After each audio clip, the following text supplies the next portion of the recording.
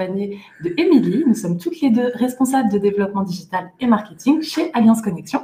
Bonjour à tous. Donc, nous allons commencer tout de suite dans le vif du sujet et vous présenter les 8 résolutions pour prospecter efficacement en 2021. Avant toute chose, je vous précise quand même que vous pouvez poser toutes vos questions avec la petite fenêtre de chat. Nous y répondrons en fin de webinaire. Et commençons dès maintenant avec un petit sondage. Selon vous, est-ce vrai ou faux que plus de 50% des internautes s'informent en ligne ?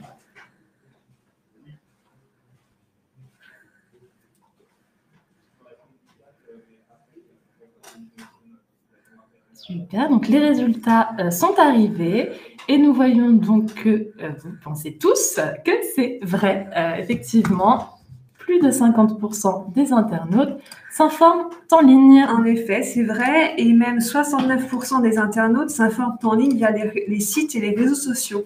Et c'est d'autant plus vrai avec le confinement, où les méthodes de prospection traditionnelles, comme vous avez pu le constater, ne fonctionnent plus ou moins bien. Entre autres, les salons professionnels qui sont annulés, les prospections en télémarketing qui fonctionnent moins bien à cause des personnes en télétravail. D'où l'importance de mettre en place une stratégie d'inbound marketing. Mais tout d'abord, qu'est-ce que l'inbound marketing ? Donc, pour vous expliquer simplement, l'inbound marketing, c'est en finalité une stratégie qui va vous permettre de communiquer au bon moment avec du contenu de qualité dans le but de construire une relation personnalisée avec vos futurs clients. Cela va se décomposer en 4 phases principales. La première étant d'attirer les prospects potentiels à travers plusieurs canaux, de les nourrir dans leur réflexion avec des contenus pertinents répondant à leurs enjeux, de les convertir en prospects connus puis en clients, et enfin, évidemment, de les fidéliser afin qu'ils deviennent promoteurs de votre entreprise. Nouveau sondage, maintenant que vous savez ce qu'est l'inbound marketing, avez-vous une stratégie de développement commercial intégrant l'inbound marketing en 2021 ou en tout cas, envisagez-vous d'en instaurer une ?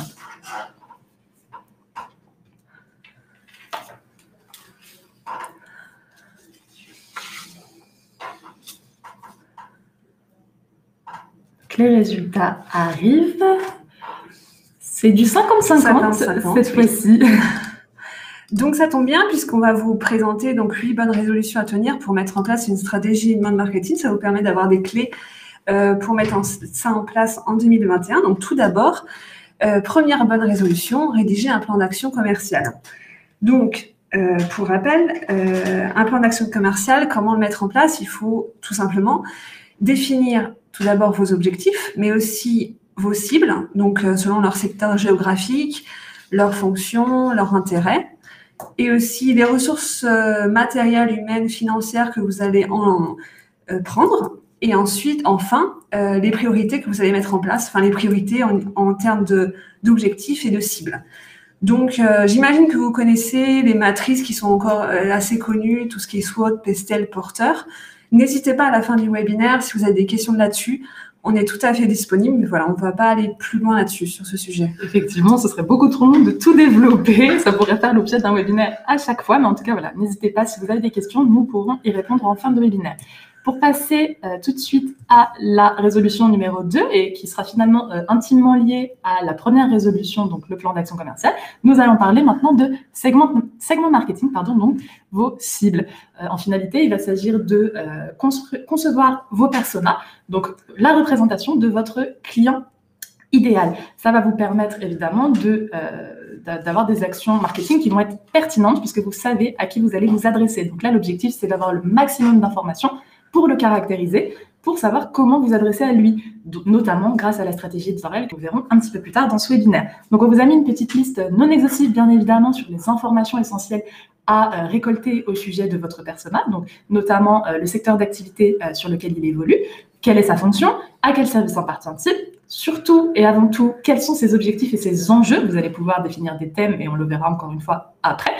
Et comment répondez-vous à ces attentes ? Ça va être très, très important de pouvoir répondre à ces questions-là. Juste un petit point, avant de passer. Notez que vous pouvez faire autant de personas que vous le souhaitez. L'important, c'est bien sûr d'avoir les moyens, donc financiers et surtout les ressources humaines également, d'aller les chercher. Si vous vous retrouvez avec 15 personas, essayez de les fusionner les uns avec les autres. par exemple, selon un objectif qui pourrait être commun. Voilà, l'idée, c'est vraiment de pouvoir aller tous les chercher, donc c'est pas forcément nécessaire d'en avoir énormément non plus. Donc, après avoir défini ces fameux personas, il faudra donc aligner votre site à leurs attentes et à leurs objectifs, forcément.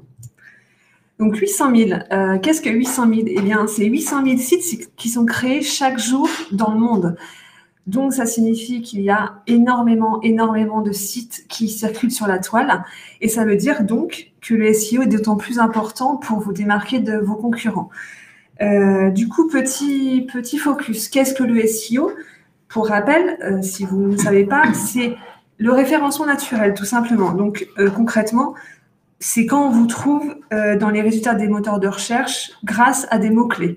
Par exemple, si vous êtes dans les industries agroalimentaires et si un prospect tape industrie agroalimentaire et qu'il vous trouve, vous êtes bien référencé en tout cas. Effectivement. Et du coup, pour améliorer votre référencement, vous pouvez donc soit repartir d'une page blanche avec la conception du début à la fin de votre site internet pour faire partie de ces 800 000 sites créés par jour, ou passer par la refonte de votre site actuel. Donc, ça vous permettra de repartir sur une bonne base. Mais quoi qu'il en soit, que vous soyez sur de la création ou de la refonte, vous devez avoir un objectif global à donner à votre site. Ça va vous permettre d'avoir une ligne directrice pour votre site. Vous devez également avoir un objectif par page. Comme on vous l'a dit juste avant avec le persona, vous définissez des enjeux et des objectifs. Donc là, l'idée, ce sera d'adresser une page de votre site pour répondre à cet objectif. Donc, pour reprendre l'exemple d'Émilie avec l'industrie agroalimentaire, si votre cible est industrie agroalimentaire et que vous-même êtes dans l'industrie agroalimentaire, ça peut être intéressant là d'avoir une page dédiée industrie agroalimentaire. Pour diffuser votre information la plus simplement possible et pour en tout cas améliorer l'expérience des utilisateurs de votre site internet, nous vous recommandons donc de travailler sur l'ergonomie générale. On va vous mettre deux petits points qui sont essentiels. C'est la profondeur du site. C'est ce que je vous ai mis au début avec les 3 clics maximum. En fait, la profondeur de site, c'est le nombre de clics que l'on va faire pour atteindre une information. Donc, par exemple, encore une fois, pour l'industrie agroalimentaire, pour atteindre cette page, on va passer par la page d'accueil, premier clic, la page secteur d'activité, par exemple, une page principale secteur d'activité, donc deuxième clic, puis la page dédiée industrie agroalimentaire, donc troisième clic. Il faut également améliorer l'expérience utilisateur sur les mobiles.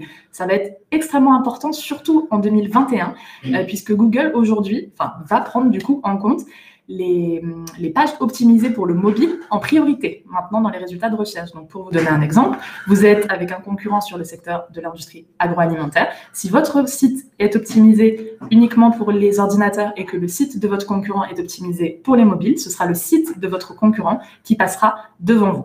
Donc, c'est aussi un point très important.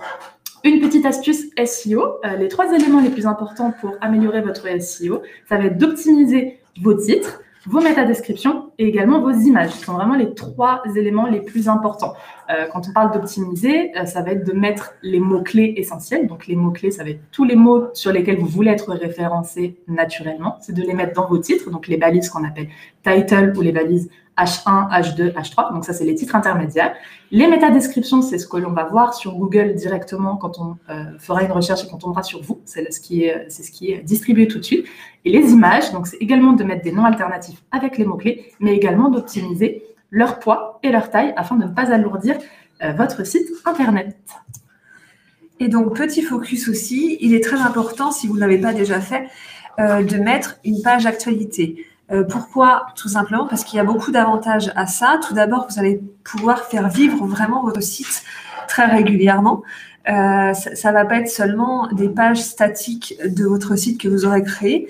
Ça va être des pages d'actualité tout simplement. Donc, ça va enrichir donc votre référencement naturel puisque vous allez ajouter très régulièrement ces nouveaux contenus et donc vous allez remonter dans les résultats des moteurs de recherche, avec des nouveaux mots-clés, tout simplement. Ça va vous permettre aussi de vraiment mettre en avant votre expertise d'une façon différente de vos pages services, métiers, etc. que vous aurez sur votre site. Vous allez pouvoir présenter vos produits, vos services et illustrer tout ça par des cas concrets. Donc, c'est une autre façon de mettre en avant votre métier, tout simplement. Pardon. Donc, voilà.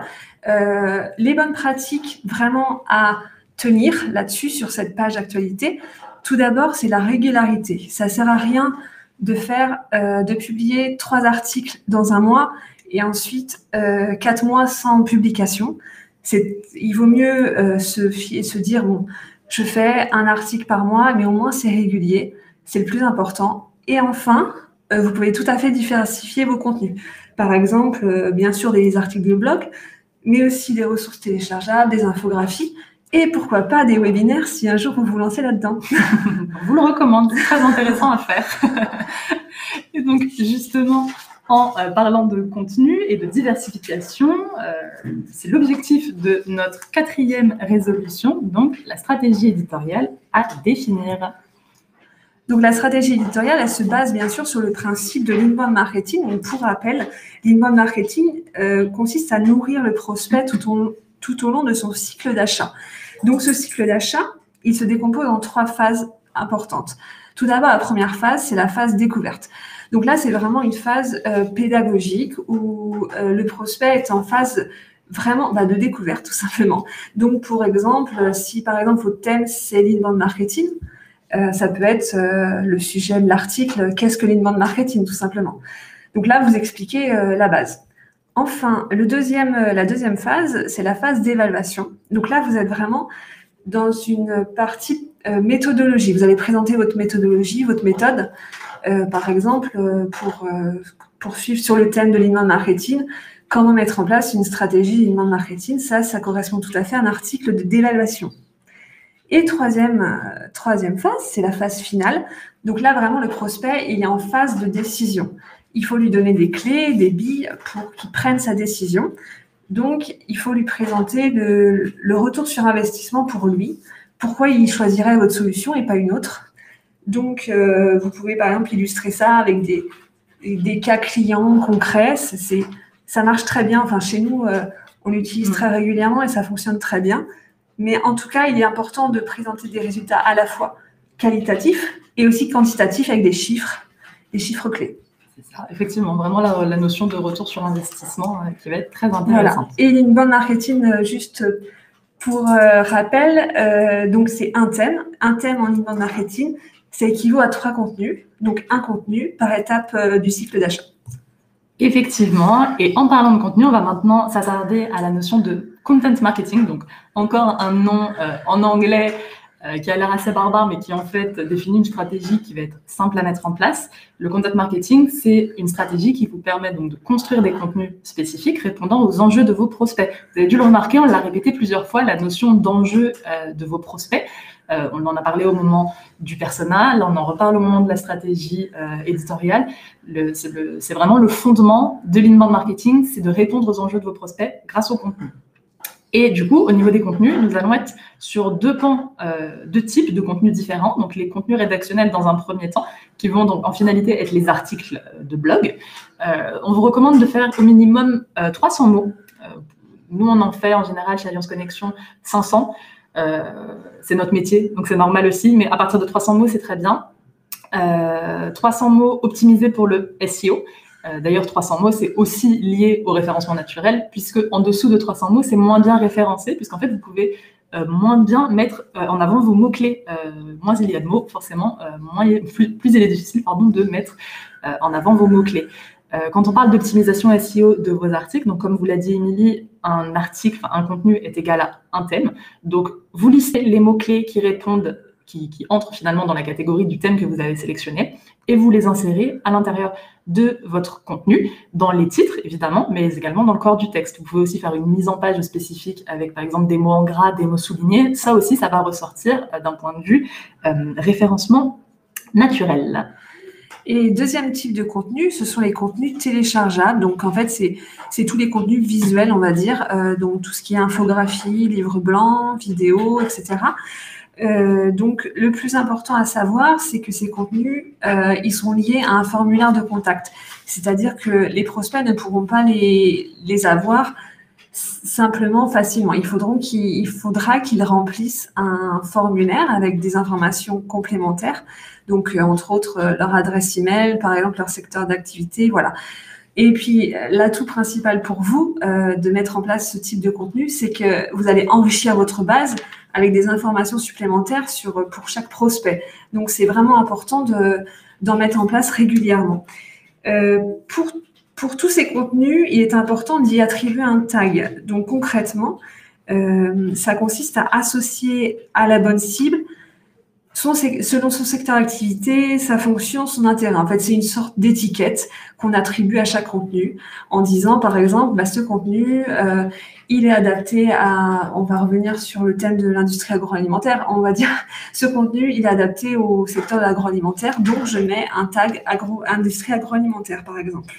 Et vous allez voir, ça va servir aussi juste après, on vous présentera dans la promotion des contenus. Ça va être très utile. Juste un petit point pour finir sur cette partie de content marketing, il va aussi être important de scorer vos contenus. Donc le scoring, ça consiste en fait simplement à attribuer un certain nombre de points à vos contenus selon le cycle de vente. Donc on vous l'a dit juste avant, on a 3 étapes et selon ces 3 étapes, il va falloir définir un nombre de points que l'on attribue. Ça va vous permettre de connaître la maturité de vos prospects selon son avancement justement dans ce cycle d'achat. Donc, par exemple, pour un contenu de découverte, on va être en général entre 3 et 6 points. Pour un contenu d'évaluation, on va être entre 6 et 12 points, par exemple. Au-delà, on va être sur des contenus de conclusion. Donc, encore une fois, plus le prospect gagne de points, plus il est mûr, et à ce moment-là, on saura à quel moment il faut aller le contacter, puisqu'il aura fait son petit bout de chemin dans ce cycle d'achat. Juste à titre informatif, chez Alliance Connexion, on donne le maximum de points au formulaire de contact, puisqu'on estime qu'une personne qui entre en contact directement avec nous est quelqu'un qui aura un projet, ou en tout cas qui aura un besoin, et qui, s'il fait cette démarche d'entrer en contact avec nous, c'est qu'il est certain qu'il est mûr jusqu'à un certain point, et à ce moment-là, on lui attribue du coup les 20 points. Simplement. Donc, après avoir rédigé tous ces beaux contenus, créé tous ces beaux contenus, vous allez bien sûr les publier sur votre page d'article de blog, page actualité, mais aussi, il va falloir les promouvoir. Donc, où on les promeut donc, tout simplement, d'abord à partir sur votre base de contact, grâce à un emailing, donc par exemple une newsletter mensuelle que vous aurez mis en place. Mais il est tout à fait possible aussi d'automatiser l'envoi de ces emails grâce à un système d'automatisation. Donc concrètement, c'est dans l'esprit d'inbound marketing, mais c'est dans la même logique. Ça consiste à nourrir la réflexion du prospect par l'envoi automatisé d'informations, de contenus complémentaires qui sont vraiment adaptés et liés à ses attentes, à ses intérêts, son secteur d'activité, etc.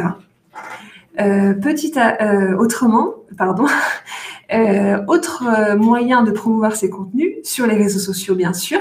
Ça vous permet d'attirer de nouveaux prospects dans votre base, parce que, par exemple, si vous faites la promotion d'une infographie, ils vont forcément remplir le formulaire, et donc ils vont arriver directement dans votre base. 3 petites astuces importantes à suivre pour cette promotion. Tout d'abord, planifier. On vous le conseille vraiment, c'est-à-dire mettre en place un calendrier de promotion. Ça vous permet de voir où vous en êtes, d'être régulier dans la promotion. Par exemple, chaque semaine, vous voyez, OK, j'ai 2-3 promotions de prévues, c'est bien, et vous savez où vous en êtes et quel contenu vous avez promu tout simplement. Autre astuce, le multi-compte, c'est-à-dire que le fait de relayer l'information via les comptes de vos collaborateurs. Ça a vraiment d'impact puisque on évalue qu'il y a 8 fois plus d'engagement quand il y a un collaborateur qui fait la promotion de contenu lié à son entreprise. Donc, bien sûr, il faut qu'il soit d'accord avec ça avant de le lancer, mais voilà, c'est un point important à connaître. Et aussi, bien sûr, l'identification, donc c'est-à-dire les hashtags, tout simplement. Ça vous permet, en identifiant un mot-clé précis dans votre contenu, dans votre promotion, notre message de promotion, ça vous permet d'élargir votre réseau puisque vous allez toucher des prospects qui sont en dehors de votre réseau, des réseaux sociaux, tout simplement. Voilà. Effectivement, et pendant qu'on est sur les réseaux sociaux, sachez que pendant la crise, donc avec le confinement, il y a eu 61% d'augmentation de l'utilisation des réseaux sociaux. Donc, c'est une opportunité à saisir, notamment en termes de prospection sur les réseaux sociaux. Donc, c'est vraiment quelque chose d'assez simple à mettre en place. On va faire un focus ici sur LinkedIn, la prospection sur LinkedIn, avec notamment LinkedIn Sales Navigator, donc, qui est une fonctionnalité de LinkedIn Premium. Donc, il faudra avant tout passer sur un compte LinkedIn Premium pour pouvoir bénéficier de Sales Navigator. Mais une fois que vous l'avez, la démarche est assez simple. Ça va vous permettre donc de rentrer en contact avec vos prospects cibles, très simplement. Donc, on vous l'a dit au tout début, les méthodes de prospection aujourd'hui, les méthodes de prospection traditionnelles, j'entends, avec les salons notamment qui sont annulés et le télémarketing qui est impossible puisque les gens sont beaucoup en télétravail, enfin, ont été en télétravail pendant le premier confinement, un peu moins pendant le second, mais en tout cas, voilà, c'était beaucoup plus difficile de joindre les prospects. À défaut d'avoir un téléphone professionnel, un téléphone portable professionnel, on a pour la plupart tous un compte LinkedIn. Donc, on va pouvoir utiliser ce vecteur-là pour rentrer en contact avec eux, comme on le ferait par le téléphone. Ça va vous permettre de gagner du temps et vous allez pouvoir vous concentrer sur votre plan d'action comme vous l'avez défini au tout début. Ça va se passer donc en 3 phases. La première, donc, qui est une phase de prospection, bien évidemment, en déterminant une liste de prospects via Sales Navigator. Vous allez pouvoir faire un système de filtre où vous pouvez renseigner, par exemple, le secteur d'activité de l'entreprise des entreprises que vous souhaitez cibler, les fonctions cibles. Ça peut être aussi en termes de taille d'entreprise. Voilà, il y a en termes de secteur géographique, il y a vraiment tout un tas de filtres qu'il est possible d'appliquer et qui va vous permettre d'avoir une segmentation finalement très, très fine et très précise. En 2, la partie donc invitation, évidemment, là on est dans de l'invitation de prospects. On vous conseille de rédiger un message personnalisé pour votre demande de connexion. C'est tout de suite plus percutant quand on reçoit une invitation qui s'adresse directement à nous, plutôt que simplement le message traditionnel préprogrammé par LinkedIn qui est « je souhaite rejoindre votre réseau ». C'est vraiment pas personnel et aujourd'hui la personnalisation c'est quand même quelque chose qui est bien plus percutant qu'un message lambda et qu'un message, on sait très bien que vous n'avez pas pris le temps de rédiger et que c'était simplement de l'ajout en masse. Et enfin la partie donc conversion qui va être donc de proposer un rendez-vous via un message de remerciement une fois que l'invitation est acceptée. On voit souvent des invitations qui sont envoyées, acceptées et puis finalement laissées qui tombe dans l'oubli, puisqu'en fait, la personne ne remercie pas. Simplement, OK, on a été ajouté au réseau. Bon, très bien. Et qu'est-ce qu'on fait maintenant? Donc là, l'idée, c'est d'envoyer un message de remerciement quand l'invitation est acceptée et de proposer, donc de vous présenter, bien évidemment, de présenter votre société, qu'est-ce que vous faites, comment vous pouvez l'aider, mais surtout de proposer un rendez-vous. Là, ça vous permet réellement d'ouvrir finalement une conversation avec votre prospect et ça va vous permettre donc de faciliter la conversion, encore une fois, en client. Et donc, après avoir mis en place cette stratégie d'inbound marketing, j'ai une mauvaise nouvelle à vous annoncer, qu'il va falloir décrocher votre téléphone. Donc, pourquoi décrocher votre téléphone alors que vous avez mis en place une stratégie d'inbound marketing? Tout simplement déjà, puisqu'à un moment, il faut avoir un contact direct avec le prospect. On est tous conscients de ça. Cette action va vous permettre tout d'abord de qualifier vos contacts, donc récupérer des informations qui vont bien sûr enrichir votre base et donc, comme on vous le dit, vous permettre d'avoir une stratégie d'inbound marketing bien plus précise puisque vous allez proposer ensuite des contenus plus ciblés à chacun de vos prospects. Et aussi, vous allez donc, grâce à ça, relancer vos prospects mûrs. Donc, comme on vous disait, en lien avec le scoring, plus de 20 points chez nous, on relance les prospects puisqu'on considère qu'ils sont mûrs dans leurs décisions. Et puis, bien sûr, relancer, par exemple, tous ceux qui ont téléchargé une infographie, par exemple. Voilà. Tous ces prospects qui sont vraiment intéressants pour vous et vous sentez qu'il y a un projet derrière. Et bien sûr, enfin, c'est pour prendre tout simplement des rendez-vous commerciaux parce que le digital, c'est bien, mais il faut aussi être en direct avec chacun de vos prospects. Ça reste la base. Mais l'atout principal de l'inbound marketing, à savoir, ça va vous permettre de faciliter cette prise de contact téléphonique.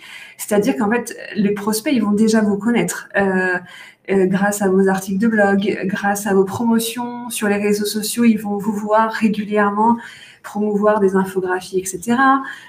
Par exemple aussi, suite à, comme disait Roman, une prospection sur Sales Navigator, vous l'aurez invité, il va vous connaître. Du coup, ça va être beaucoup plus simple, vous serez plus inconnu. Et voilà, ça sera beaucoup plus simple à créer une relation, en tout cas.